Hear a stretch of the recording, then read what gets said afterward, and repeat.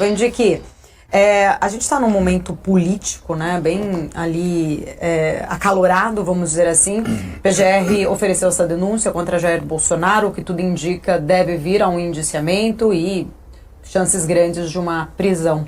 Se a gente olhar ali para os últimos 25 anos, se de fato isso vir a acontecer, será o terceiro presidente do Brasil preso.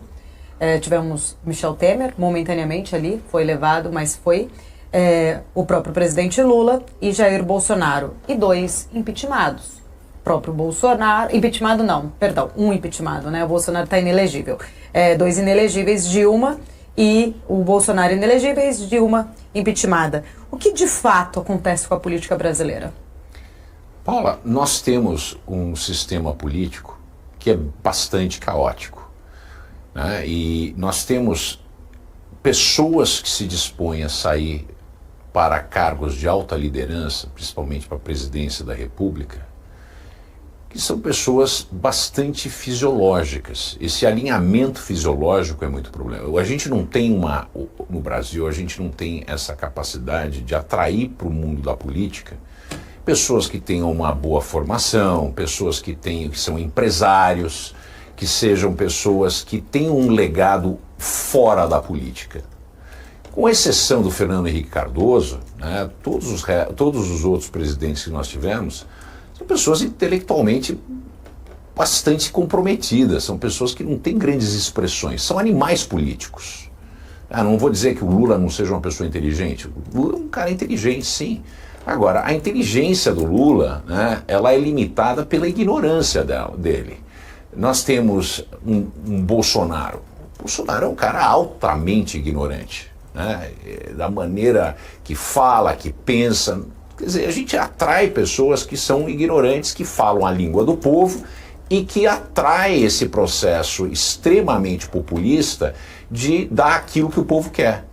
Infelizmente, na democracia, né, com todas as falhas que a democracia representa, ela é ainda uma alternativa superior a todos os demais regimes que a gente poderia ter.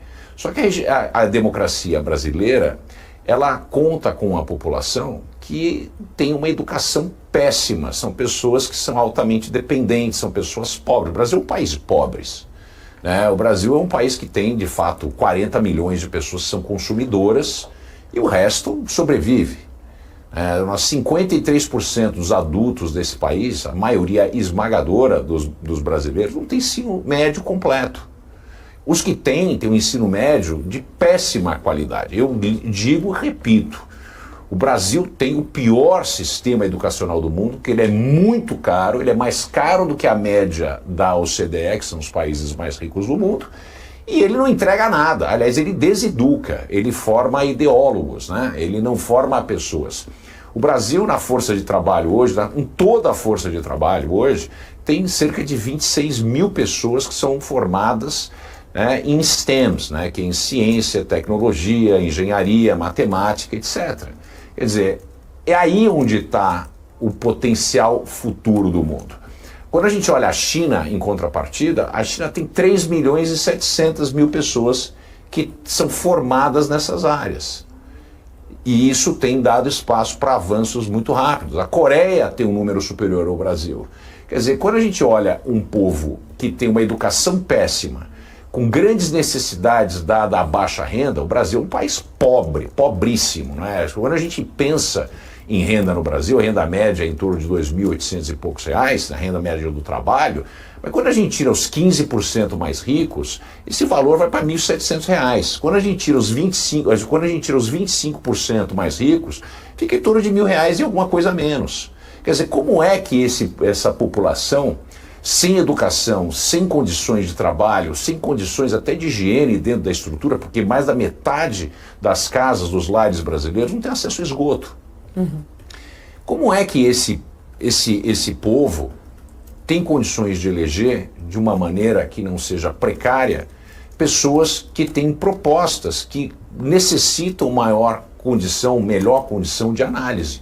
Não, o Brasil é um país populista. O cara que vai dar Bolsa Família, ele é eleito.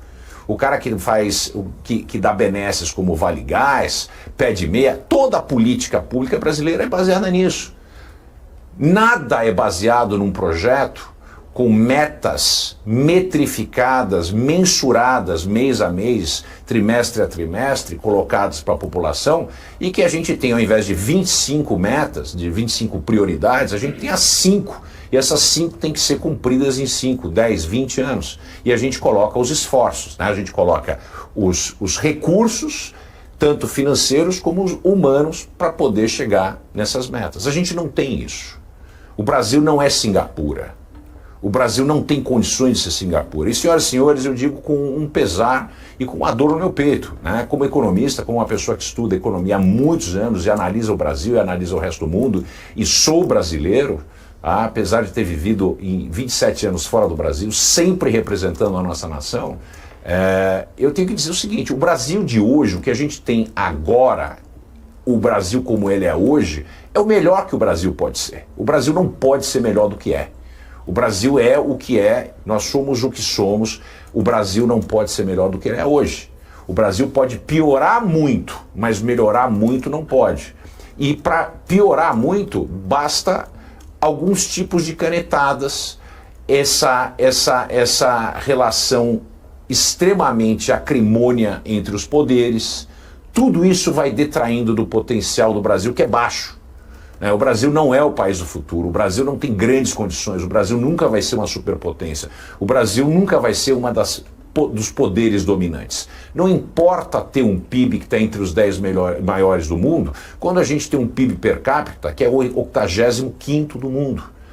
A Suíça tem mais a dizer para o mundo, a Dinamarca tem mais a dizer para o mundo, a Noruega tem mais a dizer para o mundo, a Austrália tem muito mais a dizer para o mundo, o Japão tem muito mais a dizer para o mundo que o Brasil, e são países menores. O Japão tem uma economia maior que o do Brasil, obviamente, mas são países com população menor, etc. Quer dizer, a gente não pode ser o nacionaloide, né? A gente tem que escutar a crítica, né? Tem muita gente que diz que eu sou lambibota. Não sou lambibotas. O que eu estou dizendo aqui é verdade. Nós temos que aceitar que o Brasil é um país limitado e não tem grandes oportunidades para ir muito mais longe. E nós não temos porque nós nos autolimitamos pelas escolhas que nós fizemos, que são refletidas no presente.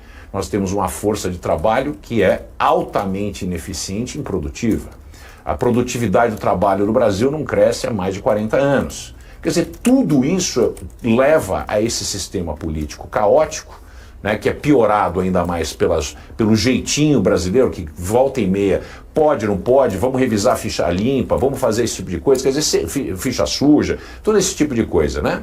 Nós temos a oportunidade de melhorar, mas nós não temos os instrumentos humanos para sermos melhores.